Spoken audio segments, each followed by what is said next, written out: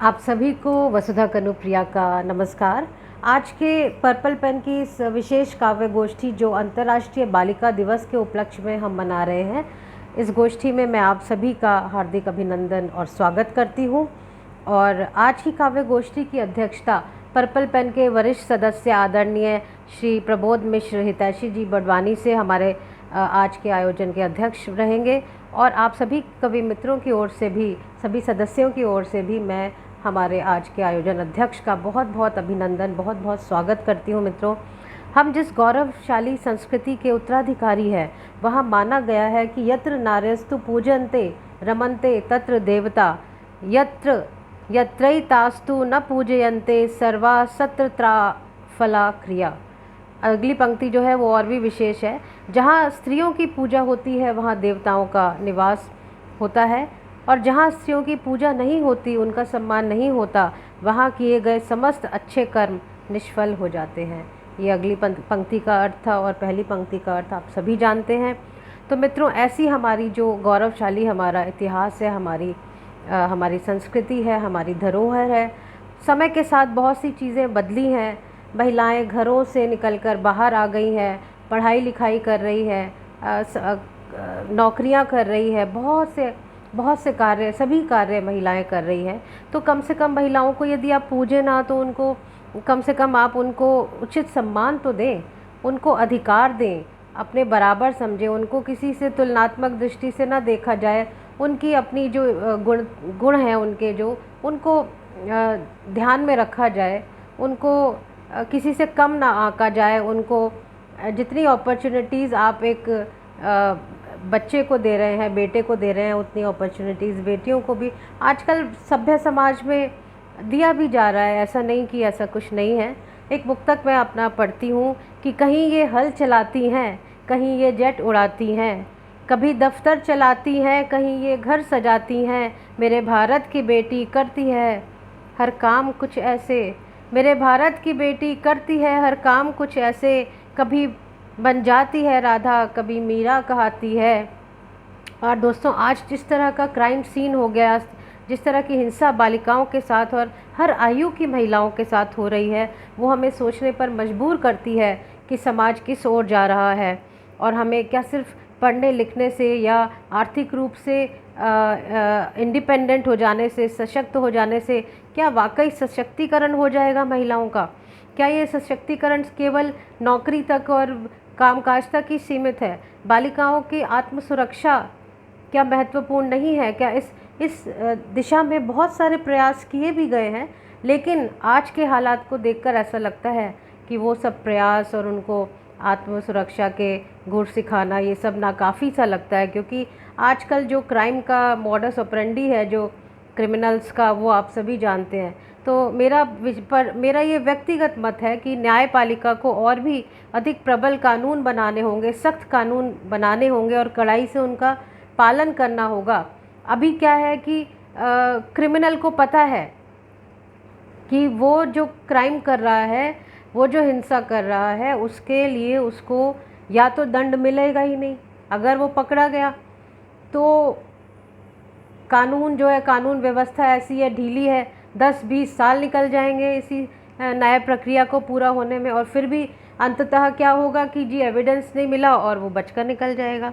तो हमें क्रिमिनल्स की सोच पर भारी पड़ना है। जब तक ऐसा नहीं होगा, जब तक न्याय प्रक्रिया ऐसी नहीं होगी, तब तक क्राइम नहीं रुकेगा। हम कितना भी अपनी बेटियों को आत्मसुरक्षा की चीज़ें सिखा लें, हम कितने भी उपाय कर लें, हम उन्हें कितना भी पढ़ा लिखा लें, और देखिए अंततः तो, लेकिन दोस्तों, एक बहुत अच्छा पहलू इसका ये भी है। तो आज हमें आवश्यकता, मुझे लगता है ये है, बेटियों को तो हम सदियों से, दशकों से, सदियों से कितनी ही बातें उनको बताते आ रहे हैं, उनको नीति समझाते आ रहे हैं, उनको ज्ञान बांटते आ रहे हैं, उनको ऐसे करो, ऐसे ना करो, ऐसे चलो, ऐसे ना चलो, ऐसे बोलो, ऐसे ना बोलो। लेकिन ये सब बातें यदि हम बेटियों को समझाने की बजाय आज के बेटों को समझाएं तो शायद ज़्यादा अच्छा होगा। कम से कम उनकी गतिविधियों पर नज़र रखें, वो क्या कर रहे हैं, कैसे बोलते हैं, किसके साथ जाते उठते बैठते हैं। और इससे आपको, माता पिता को अंदाज़ा हो जाता है कि उनका बच्चा क्या कर रहा है। हाँ, उसे वो अनदेखा कर दे, वो और बात है। तो बचपन से ही अगर उनको उनकी हैबिट्स को कंट्रोल किया जाए, उनको ध्यान दिया जाए, उनको डिसिप्लिन वे में रखा जाए, तो ये इस तरह के क्राइम को कम किया जा सकता है। ये मेरा निजी विचार है। सहमत होना असहमत होना बहुत ही एक मल्टी डायमेंशनल बात है, इसके बहुत सारे पहलू हैं, तो हम केवल एक ही नज़रिए से ऐसे बहुत विशेष बात को हम नहीं देख सकते। सिक्के का दूसरा और स्वस्थ पहलू मित्रों ये है कि बालिकाओं की जीवन दर में बहुत सुधार हुआ है, बालिकाओं को मुफ्त शिक्षा दी जा रही है, बहुत सी सरकारी योजनाएं हैं जिनका लाभ उन्हें मिल रहा है। और शिक्षित और संपन्न वर्ग मैं समझती हूँ जो ये इन सब बातों की जानकारी रखते हैं, उन लोगों को ये जानकारी दें जिन्हें इन बातों की जानकारी की आवश्यकता है, जिनको इसका लाभ मिल सकता है, जो इसके लाभार्थी हो सकते हैं। उनके पास जानकारी ही नहीं होती बहुत सारे, देखा जाए तो अपने आसपास यदि देखें और घरों में, छोटी दुकानों में, छोटे व्यवसायों में, दफ्तरों में जो कर्मचारी हैं उनको, ऑटो वाले, सब्ज़ी वाले, मेड, हमारे यहाँ काम करने वाले कुक, ड्राइवर आदि, यदि इन सबको इन योजनाओं की जानकारी दी जाए तो ज़रूर उन्हें उसका लाभ मिलेगा और उनके बच्चे पढ़ लिख सकेंगे, बेटियां पढ़ लिख सकेंगी और आत्मनिर्भर बन सकेंगी। यही हमारी सच्ची सेवा होगी साहित्य के प्रति, समाज के प्रति।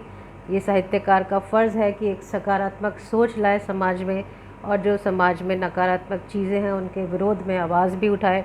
तो आशा है कि साहित्य के माध्यम से और इस काव्य गोष्ठी के माध्यम से हम जो जन चेतना जागृत करने का प्रयास कर रहे हैं उसमें हम सफल होंगे।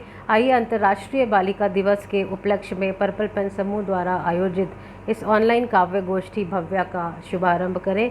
क्योंकि मैं आपके सामने अभी उपस्थित हूँ ही, तो मैं आज के अध्यक्ष आदरणीय श्री प्रबोध मिश्र हितैषी जी से अनुमति लेते हुए बेटियां विषय पर अपनी कुछ बात रखती हूँ, अपनी रचना प्रस्तुत करती हूँ। पहले मैं कुछ दोहे निवेदित करती हूँ। स्वागत जीवन में करो बिटिया का है भूप, स्वागत जीवन में करो बिटिया का है भूप, लक्ष्मी दुर्गा भगवती कन्या देवी रूप, और जीवन भर जिससे रखी माता पिता ने आस, अंत समय आया मगर लाल नहीं वो पास। पहले यही एक होता था कि जी मरेंगे तो बेटा आएगा हमारी अंतिम संस्कार करने, पर अब ऐसा भी नहीं हो रहा है। जीवन भर जिससे रखी माता पिता ने आस, अंत समय आया मगर लाल नहीं वो पास। और अब देखिए कि देखो अब माँ बाप की बनी बेटियां शान, देखो अब माँ बाप की बनी बेटियां शान, पढ़ लिख कर काबिल हुई खूब बढ़ाया मान, पढ़ लिख कर काबिल हुई खूब बढ़ाया मान।